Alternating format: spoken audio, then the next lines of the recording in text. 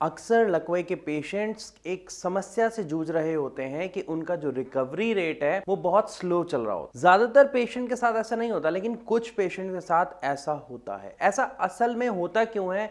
ये कुछ गलतियां हैं, और असल में अगर मैं बताऊं सिर्फ 3 ऐसी गलतियां हैं जिसकी वजह से किसी भी लकवे पेशेंट की रिकवरी या ये कहें उसके ठीक होने की जो स्पीड है वो बहुत कम हो जाती है। तो आज की इस वीडियो में हम बात करेंगे कि कौन सी वो 3 गलतियां हैं जिसको अक्सर जो लकवे के पेशेंट का केयर टेकर होता है वो कर देता है, या ये कहा जाए कि जो पेशेंट है वो खुद कर बैठता है, जिसकी वजह से उसको इन समस्याओं का सामना करना पड़ता है। और अगर वो पेशेंट या उस पेशेंट का जो केयर टेकर है वो ध्यान दे और इन 3 गलतियों को ना करे, तो आप खुद देखेंगे कि वो जो पेशेंट है उसकी रिकवरी बहुत अच्छे से होनी शुरू हो जाती है। तो चलिए शुरू करते हैं वीडियो और जानते हैं कि वो कौन सी 3 गलतियां हैं जो अनजाने में, ना चाहते हुए भी एक पेशेंट या पेशेंट का केयर टेकर कर बैठता है। नमस्कार, मेरा नाम है ललित शर्मा। मैं स्वागत करता हूं आपका अपनी इस वीडियो में, जहां पर आज हम बात करने वाले हैं उन गलतियों के बारे में जो अनजाने में हम कर बैठते हैं, जिसकी वजह से रिकवरी रेट बहुत स्लो हो जाता है। पहली गलती है हमारी डाइट। अब डाइट मैंने क्यों बताया आपको, या मैं क्यों कह रहा हूं डाइट? अक्सर आप देखेंगे कि जो लकवे का पेशेंट होता है उनको खाने में दिक्कत होती है, और उसकी वजह से पेशेंट घिया, तोरी, टिंडा सिर्फ इसी पर निर्भर हो जाता है। वो भी कोशिश करते हैं कि उबली हुई, ज़्यादा मसाले नहीं, क्योंकि डॉक्टर ने मना किया है। बिल्कुल सही है, हमें मसाले ज़्यादा नहीं देना है। लेकिन अगर कोई भी पेशेंट सिर्फ इन 3 सब्जियों या एक आधी कोई और सब्जी के ऊपर निर्भर हो जाता है, तो सबसे पहली दिक्कत क्या आती है कि इनकी वजह से आपके शरीर को पूरे विटामिन्स, मिनरल्स, वो न्यूट्रिएंट्स नहीं मिलते हैं, जिसकी वजह से बॉडी में वो ताकत ही नहीं बन पाती है जिससे रिकवरी देखने को मिले। तो यहां पर हमें किन बातों का ध्यान रखना है कि जो पैरालिसिस पेशेंट है उसके खाने पर खासा ध्यान रखना है, और किस तरीके का ध्यान रखना है इसको समझिए। सबसे पहली बात, अगर आप शाकाहारी हैं तो आप दाल का पानी कोशिश करें ज्यादा से ज्यादा पेशेंट को दें। उसको एज अ सूप आप ले सकते हैं, मतलब दाल को उबालें जिसमें पानी की मात्रा थोड़ी ज्यादा हो, और उबालने के बाद आप पेशेंट को वो दें। दूसरी चीज, आप इसमें ऐड ऑन कर सकते हैं काले चने। उसे आप काफी उबालें और उसका पानी उसे दें, क्योंकि हो सकता है चनों को खाने में या सटकने में पेशेंट को दिक्कत आए। लेकिन अगर आप चने का पानी देते हैं तो वो भी बहुत पावरफुल होता है। ये हम सब जानते हैं कि चने को बहुत ही शक्तिशाली चीज माना जाता है, जो सबसे ज्यादा पावर एक शाकाहारी भोजन में देता है किसी व्यक्ति को। इन 2 चीजों के बाद अगर हम बात करें तो हमें ज्यादा मात्रा में लेना है मशरूम। मैं क्यों इन सब चीजों की बात कर रहा हूं? क्योंकि इन सब चीजों में कहीं ना कहीं प्रोटीन की मात्रा बहुत ज्यादा होती है।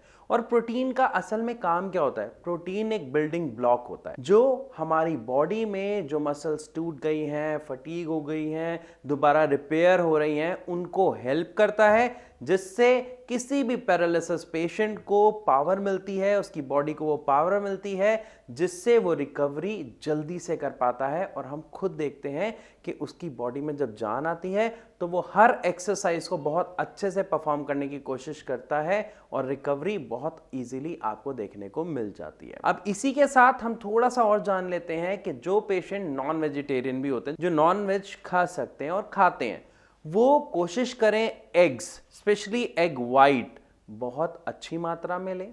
इसके साथ अगर पेशेंट चिकन खा पा रहा है तो बहुत अच्छा, लेकिन जनरली हम ऐसा देखते हैं कि चिकन खाने में प्रॉब्लम होती है, तो आप चिकन सूप उन्हें प्रोवाइड करें। इससे क्या होगा? सेम जो मैंने आपको बताया कि हमने जो वेजिटेरियन में लिया उसमें क्या था? प्रोटीन। और जो हम नॉन वेज ले रहे हैं इसमें भी क्या है? High amount of protein. Any how हमें पेशेंट को सब्जियों के साथ हाई अमाउंट ऑफ प्रोटीन वाली डाइट देनी है, जिससे पेशेंट की बॉडी में ना केवल पावर बढ़े बल्कि उसका जो रिपेयरिंग सिस्टम है, जो उसकी बॉडी में जो रिपेयर चल रहा है वो अच्छे से हो सके और हमें रिकवरी अच्छे से देखने को मिल सके। तो पहली गलती थी डाइट से रिलेटेड। अब आप खुद सोचिए और चेक कीजिए कि जो आप अपने पेशेंट को दे रहे हैं क्या इसमें उनकी कमी थी या नहीं।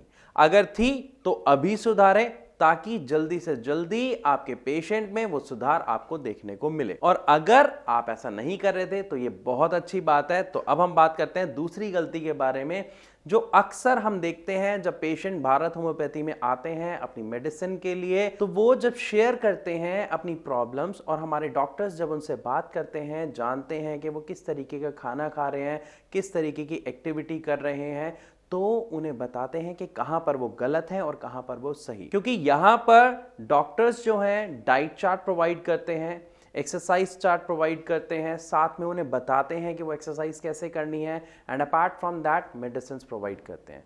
और इन तीनों के कॉम्बिनेशन से बहुत ही शानदार रिजल्ट एक पेशेंट में देखने को मिलता है। तो जिस दूसरे पॉइंट की अब मैं बात करने वाला हूं, या ये कहूं वो जो दूसरी गलती अक्सर जाने अनजाने में पेशेंट या पेशेंट का केयर टेकर कर बैठता है, वो रिलेटेड है हमारे हाथ पैरों से। कंफ्यूज है हाथ पैरों से। देखिए, लकवे के पेशेंट में ज्यादातर लोग क्या करते हैं, उन्हें लगता है हाथों में दिक्कत है, वो हाथ की मालिश करते हैं, वो पैर की मालिश करते हैं, वो पूरे बॉडी की मालिश करते हैं कि कहीं ना कहीं हमारी नसों में पावर आ जाएगी मालिश से और पेशेंट के अंदर रिकवरी देखने को मिलेगी। लेकिन यहां पर आप खुद सोचिए कि जब पैरालिसिस की आपको समस्या आई थी, आप डॉक्टर के पास गए थे, तो क्या डॉक्टर ने आपके हाथ का एक्सरे कराया था, आपका पैर का एक्सरे कराया था, या आपकी बॉडी का एक्सरे कराया था? नहीं ना। उन्होंने क्या कराया था? उन्होंने आपका दिमाग का एमआरआई कराया था। क्यों? क्योंकि समस्या आपकी बॉडी में नहीं आई, समस्या आपके दिमाग में आई। क्या आई? कि दिमाग का वो वाला हिस्सा जो हमारे शरीर को कमांड दे रहा था हिलने के लिए, चलने के लिए, मूवमेंट के लिए, वो हिस्सा डैमेज हो गया और अब वो कमांड नहीं दे पा रहा, इसलिए हमारे हाथ पैरों की जो मूवमेंट है वो खत्म हो गई है, रिस्ट्रिक्ट हो गई है, बंद गई है। लेकिन अगर दिमाग को हम दोबारा वो चीज करने में ट्रेंड कर देते हैं, दिमाग को सिखा देते हैं कि कैसे उसे कमांड देनी है, हाथ को हिलने में, पैर को चलने के लिए, या मुंह में अगर हम कहें कि बोलने के लिए, तो पेशेंट रिकवर हो जाता है। लेकिन अब यहां पे आपके दिमाग में ये आ रहा होगा कि ये हम अपने दिमाग को सिखा कैसे सकते हैं। यहां पर मैं आपको बताता हूं, दिमाग को हमें पहले 5 से 6 महीने में सिखाने की जरूरत नहीं पड़ती, क्योंकि दिमाग के अंदर खुद ही एक प्रोसेस चल रहा होता है जिसको बोलते हैं न्यूरोप्लास्टिसिटी। वो नेचुरली हमारी दिमाग की पावर होती है, या ये कहा जाए दिमाग की एक हीलिंग पावर है। दिमाग खुद को ठीक करता है, एक नया ऑप्शन क्रिएट करता है कि जिससे वो दोबारा सारे फंक्शंस ठीक से परफॉर्म कर सके। बट प्रॉब्लम क्या होती है, अभी मान लीजिए आपकी उम्र क्या है, 35, 38 या 40 साल। जब आपको ये लकवे की समस्या आई या आपके उस सदस्य को लकवे की समस्या आई, तो आपका दिमाग कितने साल का मैच्योर हो गया? 40 साल का या 32 साल का, जो आपकी उम्र है। जैसे ही उस दिमाग में प्रॉब्लम आई और वहां का हिस्सा खराब हुआ, तो जो नया दिमाग बना वो तो कुछ दिनों का है ना, जैसे एक छोटा बच्चा होता है, कुछ दिनों का, कुछ महीनों का, तो उस बच्चे को सीखने में काफी समय लगता है। इसी तरीके से हमारे दिमाग को भी किसी चीज को सीखने में समय लगता है। लेकिन समय लगने के साथ साथ यहां पर हमें अपने दिमाग को वो पावर देनी होती है कि ये जो उसका प्रोसेस है, न्यूरोप्लास्टिसिटी, जो मैंने आपको बताया, दिमाग की हीलिंग पावर, वो रुके ना, वो लगातार चलती रहे। और किसी भी पैरालिसिस पेशेंट को जो दवा दी जाती है वो यही दी जाती है आयुर्वेद में और होम्योपैथी में। लेकिन अगर मैं बात करूं एलोपैथी की, तो उसमें ऐसी कोई दवा है ही नहीं जो पेशेंट को दी जाए उसको न्यूरोप्लास्टिसिटी में हेल्प करने के लिए। आप खुद अपनी दवाइयों को गूगल करें, चेक करें, आपको दिखेगा कि वहां पर आपके पास न्यूट्रिएंट्स होंगे, विटामिन्स की दवाइयां होंगी, खून पतला करने की दवाई होगी, शुगर या बीपी की दवाई हो सकती है, लेकिन कोई भी ऐसी दवा नहीं होगी जो आपके दिमाग को हेल्प करे हील करने में। तो यहां पर आपके दवाई का सही चुनाव एक बहुत ही इंपॉर्टेंट विषय है, जो अक्सर हम ये देखते हैं कि पेशेंट काफी देर में समझ पाते हैं, जिसकी वजह से जो समय उनका निकल गया वो उसके लिए पछता रहे हो। तो यहां पर समय रहते एक सही दवा का चुनाव करना एक बहुत बड़ा ऑप्शन है, क्योंकि सही डाइट, इसके अलावा सही एक्सरसाइज और सही दवा, इन तीनों का ही रिजल्ट होता है हमारे पेशेंट का ठीक होना। इनमें से कोई एक चीज भी अगर आप नहीं लेते हैं तो वो रिकवरी रेट बहुत स्लो हो जाता है और हमें वो पेशेंट के अंदर बदलाव नहीं दिखता है, और कहीं ना कहीं पेशेंट भी ये मान के बैठ जाता है, संतुष्ट हो जाता है कि अब मेरी बाकी का बचा हुआ जो जीवन है वो ऐसे ही निकलेगा। लेकिन ऐसा नहीं है, हम बहुत सारे पेशेंट को ठीक होता हुआ भी देखते हैं क्योंकि उनकी दवा का चुनाव सही होता है। दवा से रिलेटेड अगर आपके मन में कोई सवाल है जो आप पूछना चाहते हैं तो नीचे दिए गए नंबर पर कॉल करें, क्योंकि हमारी डॉक्टर्स की टीम है, वो आपके हर सवाल का आपको जवाब देंगी। इवन आप फ्री ऑफ कॉस्ट कंसल्ट कर सकते हैं, अपने पेशेंट की रिपोर्ट शेयर कर सकते हैं, उनकी स्थिति बता सकते हैं, चाहे लकवा कितना भी पुराना है या नया हुआ है, उसे कैसे ठीक करें, क्या करें, इन सभी सवालों के जवाब आप डायरेक्ट हमारे डॉक्टर से पूछ सकते हैं। तो आपको करना सिर्फ इतना सा काम है कि नीचे दिए गए नंबर पर आपको कॉल करना है और आपके सभी सवालों के जवाब आपको मिल जाएंगे।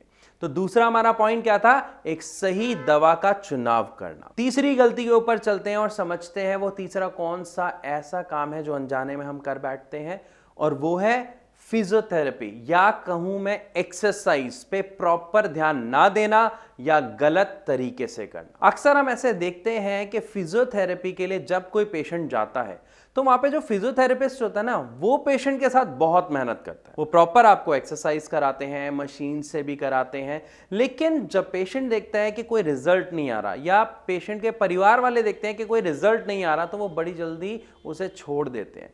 यहां पर एक चीज समझिएगा, पेशेंट में आपको रिकवरी चाहिए या डॉक्टर में चाहिए? कॉमन सी बात है ना, पेशेंट में चाहिए। तो सबसे यहां पे ज्यादा मेहनत किसको करनी है? पेशेंट को या डॉक्टर को? फिजियोथेरेपिस्ट को? पेशेंट को। लेकिन करता कौन है? फिजियोथेरेपिस्ट। वो आपका हाथ पकड़ के हिला रहे हैं, वो आपकी टांग पकड़ के हिला रहे हैं, तो यहां पे मेहनत कौन कर रहा है? मेहनत तो फिजियोथेरेपिस्ट कर रहा है ना। तो थक कौन रहा है? फिजियोथेरेपिस्ट थक रहा है। लेकिन रिकवरी किसमें चाहिए? पेशेंट में। तो थकना किसको चाहिए? पेशेंट को। तो यहां पर हमें खासा ध्यान रखना है कि हमारा पेशेंट खुद से इनिशिएटिव ले, वो एक्सरसाइज में खुद की हेल्प करे, खुद को असिस्ट करे। अब खुद को असिस्ट कैसे करे? मान लीजिए हाथ की एक्सरसाइज है, एक तरफ के हाथ चल रहे हैं ना, मान लीजिए दूसरी तरफ का नहीं चल रहा, तो फिजियोथेरेपिस्ट ने जो एक्सरसाइज कराई, गुड, आप वहां पर अपना इनिशिएट लें, अपनी हिम्मत लगाएं, साथ में घर आने के बाद वही एक्सरसाइज आप अपने दूसरे हाथ से कोशिश करें करने की। इससे क्या होगा? आपकी खुद की एनर्जी यूटिलाइज होगी, आपका खुद का शरीर में मूवमेंट होगी और आप मैक्सिमम कोशिश करेंगे, जिससे आप देखेंगे कि 1-2 दिन या 1-2 हफ्ते में नहीं, लेकिन हां कुछ दिनों में आपके अंदर फर्क जरूर आएगा। जो हाथ पहले शायद इतना सा उठ रहा है वो इतना उठने लग जाएगा, जो हाथ इतना घूम रहा है वो पूरा घूमने लग जाएगा। लेकिन कब? जब आप कंसिस्टेंट रहते हैं, जब आप लगातार वो एक्सरसाइज कर रहे हैं, और स्पेशली जब आप खुद के अपने एफर्ट्स डाल रहे हैं बजाय फिजियोथेरेपिस्ट या किसी और की मदद के। इसी के साथ मैं आपको कुछ एग्जाम्पल्स और देता हूं एक्सरसाइजेस के, क्योंकि अक्सर जब पेशेंट्स आते हैं भारत होम्योपैथी में तो उनका एक सवाल होता है कि ये जो एक्सरसाइज है ये हम कर रहे हैं लेकिन चेंज नहीं आ रहा या हम बोर हो जाते हैं। तो आप ऐसी एक्सरसाइज कीजिए जो आप काम पहले करते थे। जैसे बालों में तेल लगाते थे, तो हाथ में तेल लीजिए, ऑयल लीजिए और उस ऑयल को लगाने की कोशिश कीजिए। नहीं लगेगा, एक बार नहीं लगेगा, 2 बार नहीं लगेगा, 10 बार नहीं लगेगा, हो सकता है 50 बार ना लगे, लेकिन वो जो कोशिश है ना, वो कोशिश आपके दिमाग को कमांड करना सिखा रही है। और हमें सिखाना किसको है? दिमाग को। तो जितनी ज्यादा बार आप कोशिश करेंगे उतनी ही जल्दी आपका दिमाग उस ऑर्डर को करना सीखेगा, उस ऑर्डर को देना सीखेगा। और इसी को कहते हैं रिकवरी ऑफ द पेशेंट। क्योंकि जब पेशेंट वो ऑयल लगाना सीख गया, या सेम इसी तरीके से आप चाय पी रहे हैं, तो कोशिश करें कब तक अपना हाथ लेके जाने की, अपनी उंगली खोलने की, कप को पकड़ने के लिए। क्योंकि जब आप इस तरीके की एक्टिविटी करेंगे जो आप पहले करते थे, तो आप देखेंगे कि आपका जो रिकवरी है वो बहुत इजीली और बहुत अच्छे से होगा। आपके घर में अगर कोई छोटा बच्चा है तो उसके साथ आप कोशिश करें खेलें, बॉल थ्रो करने की। क्योंकि जनरली होता क्या है, हमें उंगलियों में अकड़न बहुत महसूस होती है, पेशेंट को बहुत दिक्कत होती है, लेकिन जब वो बच्चों के साथ खेलेंगे, जब वो बच्चे कहते हैं बॉल फेंको, तो कहीं ना कहीं हमारा जो प्यार है, जो इमोशंस हैं, वो कहीं ना कहीं हमारे दिमाग को कहते हैं कि ये काम करो। चाहे इमोशन से, प्यार में, या कैसे भी, अगर हम अपने दिमाग को सिखा पाते हैं तो एनी हाउ हम रिकवरी कर जाते हैं। तो आई होप आपको ये समझ आया होगा कि एक पेशेंट किस तरीके से रिकवरी कर सकता है इन स्पाइट ऑफ हैवी और डिफिकल्ट एक्सरसाइज, आप करें वो एक्सरसाइज या वो काम जो आप पहले किया करते थे, ताकि आप नॉर्मल रूटीन में वो सारे काम करने लग जाएं और आपकी रिकवरी विजिबल हो और आप एक स्वस्थ जीवन जी पाएं। तो मैं आशा करता हूं इस वीडियो के माध्यम से आपको समझ आया होगा कि वो कौन सी 3 गलतियां हैं जो अक्सर जाने अनजाने में एक लकवे का पेशेंट या उसका केयर टेकर कर देता है, जिसकी वजह से रिकवरी रेट स्लो हो जाता है। फिर भी अगर आपके दिमाग में कोई सवाल है तो आप हमसे कमेंट सेक्शन में पूछ सकते हैं। आप हमारी डॉक्टर्स की टीम को कॉल करके फ्री ऑफ कॉस्ट कंसल्ट कर सकते हैं। तो इस सब के साथ अब मैं आप सबसे इजाजत लेना चाहूंगा। मिलूंगा अपनी अगली वीडियो में, तब तक के लिए नमस्कार।